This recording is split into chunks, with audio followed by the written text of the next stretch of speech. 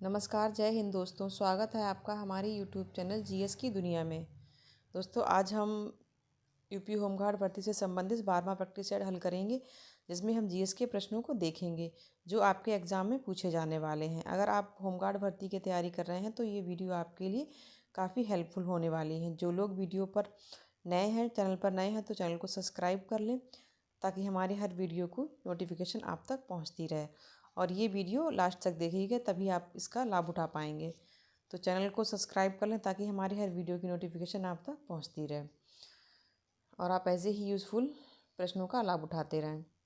चलिए शुरू करते हैं। क्वेश्चन नंबर 1, प्रैक्टिस सेट 12वां। क्वेश्चन नंबर 1, निम्नलिखित में से कौन सा प्रोकैरियोटिक कोशिका का उदाहरण है? Option A plasmodium, option B yeast, option C bacteria, option D leishmania. Question 1 का जो राइट आंसर है वो है ऑप्शन सी, बैक्टीरिया। बैक्टीरिया जो होता है वो प्रोकैरियोटिक कोशिका का उदाहरण होता है, या बैक्टीरिया प्रोकैरियोटिक कोशिका होती है एक तरह की। तो क्वेश्चन 1 का जो राइट आंसर है वो है ऑप्शन सी। निम्नलिखित में से कौन क्वेश्चन नंबर 2, निम्नलिखित में से कौन सा कथन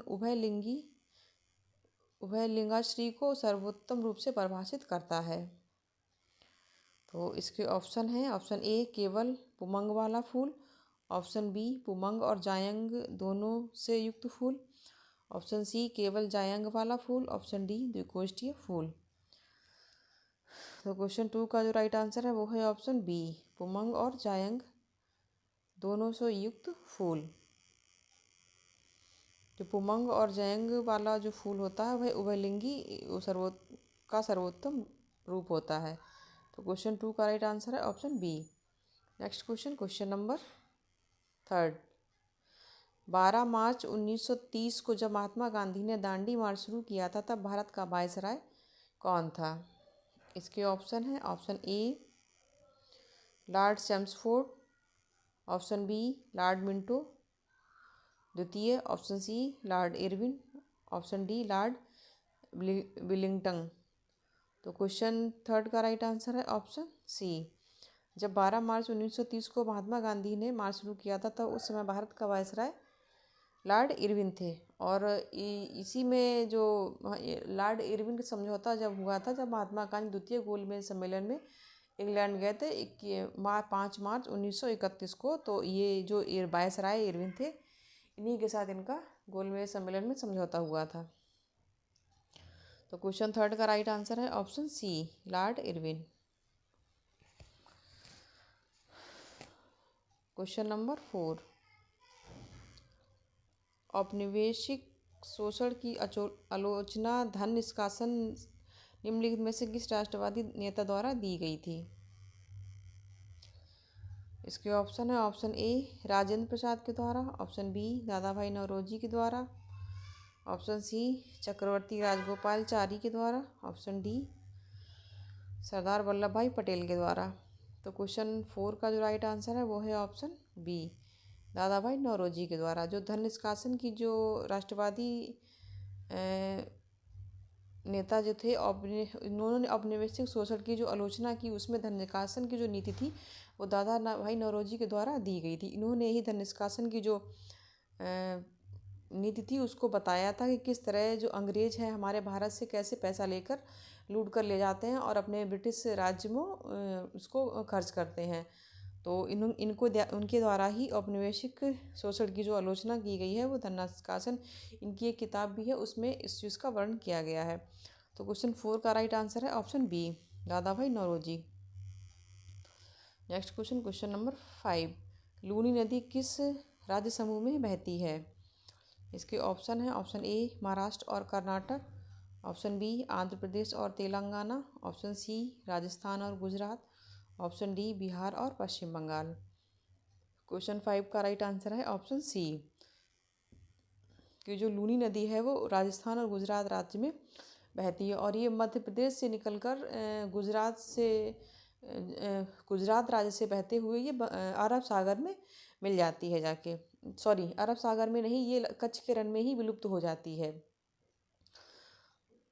तो क्वेश्चन 5 का जो राइट आंसर है वो है ऑप्शन सी, राजस्थान और गुजरात।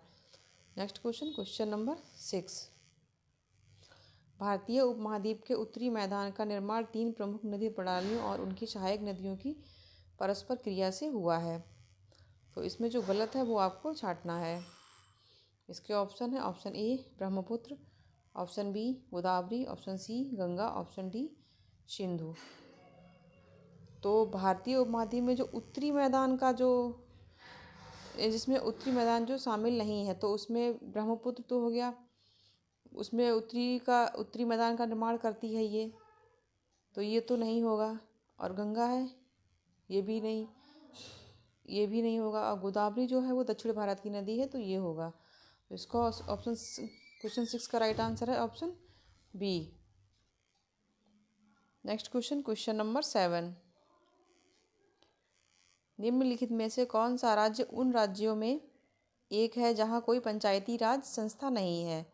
इसके ऑप्शन है, option A Nagaland, option B Punjab, option C Assam, option D Gujarat.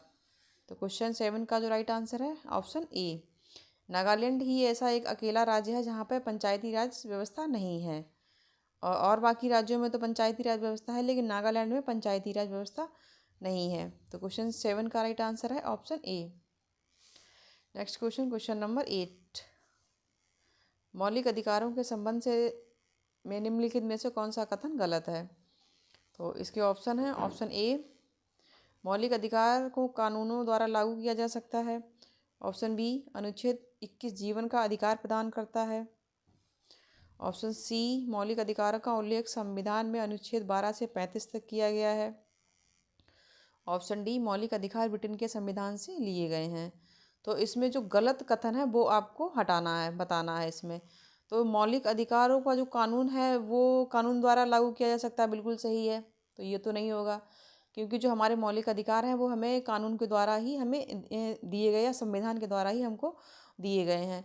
और ऑप्शन बी जो है अनुच्छेद 21 जो है वो जीवन का अधिकार प्रदान करता है, ये भी ठीक है। तो ये भी नहीं होगा, क्योंकि ये जो आर्टिकल जो 21 है वो हमारे जीवन की रक्षा से संबंधित है। और ऑप्शन सी जो है कि मौलिक अधिकारों का उल्लेख संविधान में 12 से 35 तक दिया गया है, तो ये भी ठीक है, ये भी नहीं होगा। और ऑप्शन डी मौलिक अधिकार ब्रिटेन के संविधान से लिए गए, ये गलत है, क्योंकि हमारे जो मौलिक अधिकार हैं वो ब्रिटेन के संविधान से नहीं बल्कि अमेरिका के संविधान से लिए गए हैं। तो जो क्वेश्चन 8 है उसका राइट आंसर होगा ऑप्शन डी, मौलिक अधिकार हमारे ब्रिटेन के संविधान से नहीं लिए गए बल्कि अमेरिका के संविधान से लिए गए हैं। तो क्वेश्चन 8 का right answer option D. Next question, question number 9। निम्नलिखित में से कौन सा सरकार के लिए गैर कर राजस्व स्रोत का उदाहरण है? ऑप्शन ए वर्धित मूल्य वर्धित कर, ऑप्शन बी कॉरपोरेट कर, ऑप्शन सी शुल्क और जुर्माना, ऑप्शन डी व्यक्तिगत आय कर। तो इसमें क्वेश्चन 9 का जो राइट आंसर है वो है ऑप्शन सी, शुल्क और जुर्माना कर। शुल्क और जुर्माना कर जो होता है वो गैर राजस्व स्रोत का एक उदाहरण है। तो क्वेश्चन 9 का राइट आंसर है option C. Next question, question number 10। निम्न में से कौन सा दस्तावेज भारत में सार्वजनिक और निजी उद्योगों की स्थापना के लिए एक रूपरेखा, नियम और विनिमय प्रदान करता है? तो इसके ऑप्शन हैं, ऑप्शन ए कंपनी का वित्तीय विवरण, ऑप्शन बी व्यापार संघ की वार्षिक रिपोर्ट, ऑप्शन सी केंद्रीय बजट, ऑप्शन डी औद्योगिक नीति। तो क्वेश्चन 10 का जो राइट आंसर है वो होगा ऑप्शन डी, औद्योगिक नीतियाँ जो है उसमें सार्वजनिक और निजी उद्योगों की स्थापना के लिए एक नियम और विनिमय प्रदान नियम प्रणाली बताई गई है इसमें, कि किस तरह उद्योगों को आप स्थापित कर सकते हो, या और उनको उसके जो नियम है उनका इसमें उल्लेख है। तो क्वेश्चन 10 का जो राइट आंसर है वो है ऑप्शन डी, औद्योगिक नीति। तो ये था हमारा 12वां प्रैक्टिस सेट।